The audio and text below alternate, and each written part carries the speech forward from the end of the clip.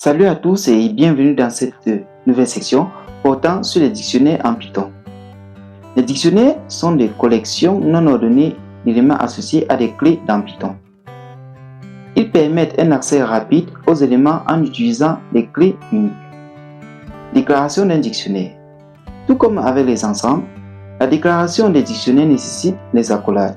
Sauf qu'ici, on a la paire clé-valeur à chaque emplacement. C'est ce que montre la syntaxe suivante. Ici, clé et valeur sont des variables qui peuvent être des entiers, des flottants, etc.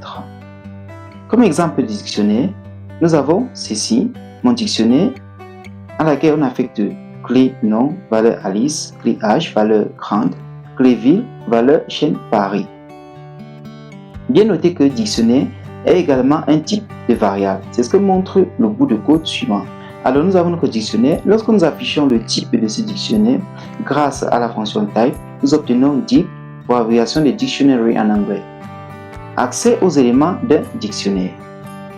L'accès à un élément de dictionnaire se fait grâce à la clé de cet élément.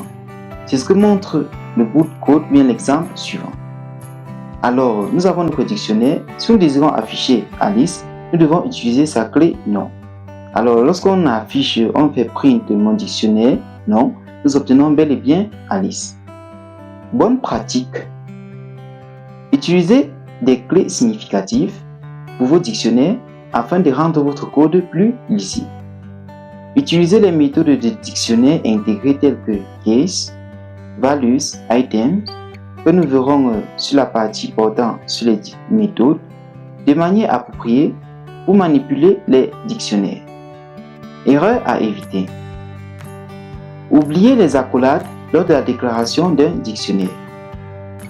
Évitez les clés dupliquées dans un dictionnaire car cela peut entraîner une perte de données ou une confusion. Alors, voici un exemple d'erreur. Nous avons notre dictionnaire que nous avons déclaré mon dictionnaire à laquelle nous affectons comme première clé nom, valeur Alice, deuxième clé nom également, valeur Bob. Supposons que nous souhaitons afficher Alice.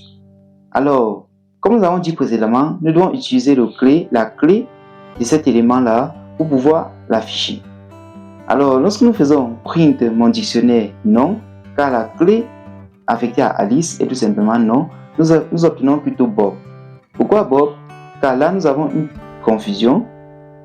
La clé affectée à Bob est également non.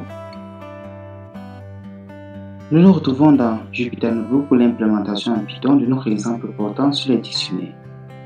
Alors, comme mentionné dans l'exercice, commençons par créer un dictionnaire de contacts.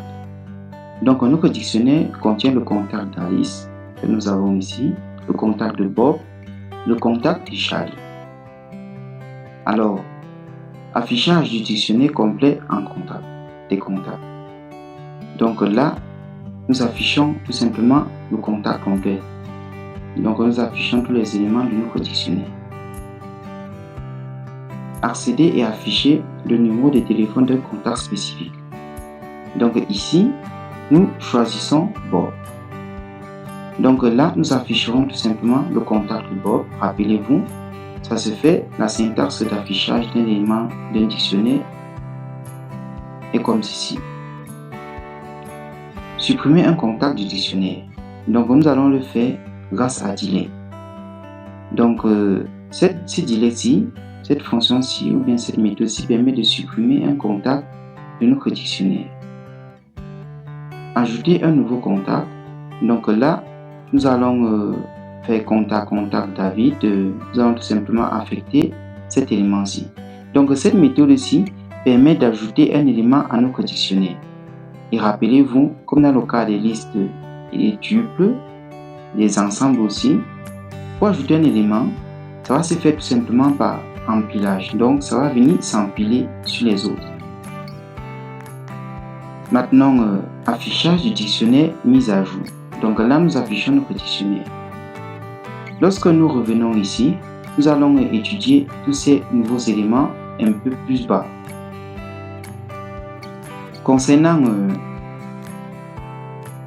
en ce qui concerne la suppression d'un élément, Lorsque nous copions notre dictionnaire contact ici,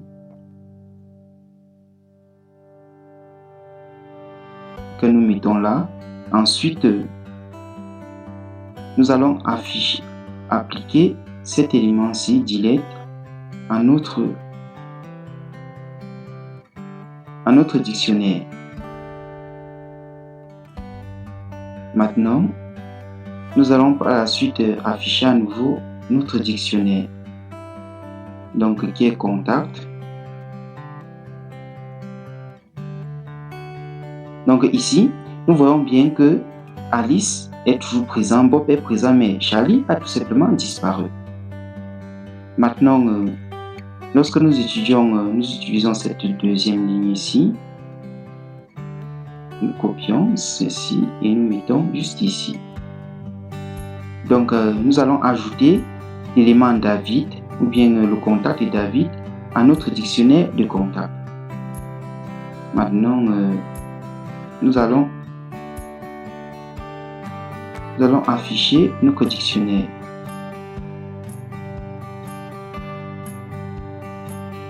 Donc ici, contact ici à S. Maintenant, vous voyez très bien que ici, David vient s'ajouter par empilage à notre dictionnaire.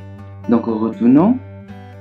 Lorsque nous retournons et que nous exécutons notre bout de code, le bout de code de notre exemple, nous obtenons ceci. Donc le contact complet, nous avons le contact d'Alice, le contact de Bob et le contact de Charlie.